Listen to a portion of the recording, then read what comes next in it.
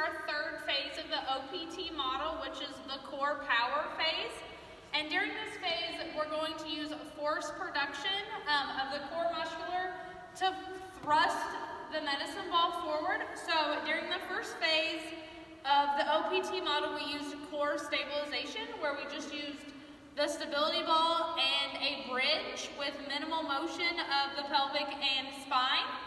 Then we moved into core strength, where we did a simple crunch using, again, the stability ball, where we put the pelvic and the spine through a little bit more range of motion. And we're now going to move into the core power phase, where we're going to add a medicine ball to that same crunch that they used during the core strength phase. We're going to have Hunter go ahead and get into position. Again, I'm going to hold the ball. So she's going to be in the same position that she was in during the core strength phase. Okay, nice and easy on the ball. Want the knees a straight line, not over the toe, not turn inward, not turn outward. So she's got a nice base. We're going to go ahead and hand her the ball, but we're not going to have her do anything. We're going to explain what she's going to do. She's going to hold the ball up over her head. Her arms are going to be by her ears. That keeps everything in line. The toes, again, are going to point straight. She'll then go down into the crunch position, just as she did during the core strength phase.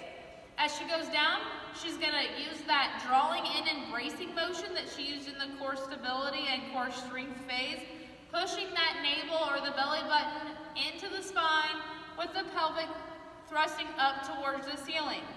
As she comes up from the crunch, she's going to throw the ball forward with as much force as possible. As she gets better at it, the force will be stronger, the speed will be a little bit faster. So go ahead and get into position. I'm going to go down here and catch the ball so I can bring it back to her. So right now she's got her arms by her ears. She's going to go down. Again, when she goes down, the hips are going to come up. And then I'm going to tell her to throw the ball. So go ahead and go down.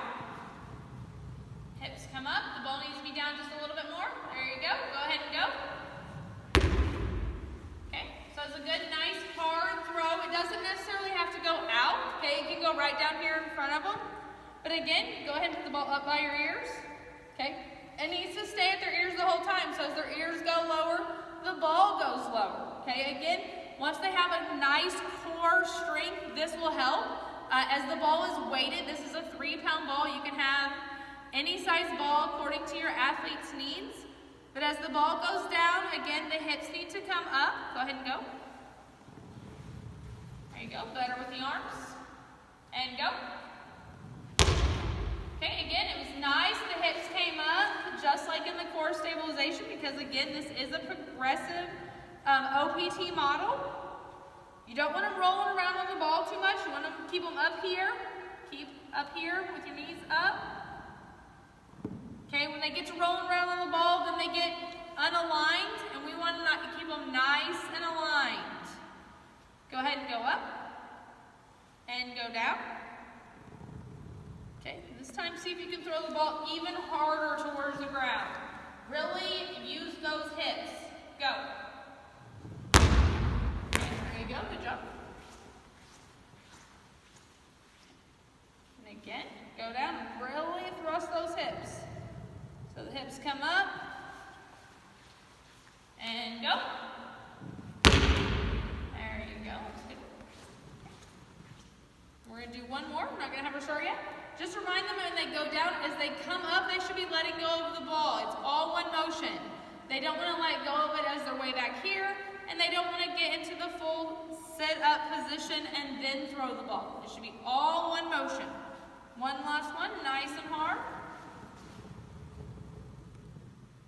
Go. There you go. Okay, I'm going to go ahead and help her off the ball. Okay.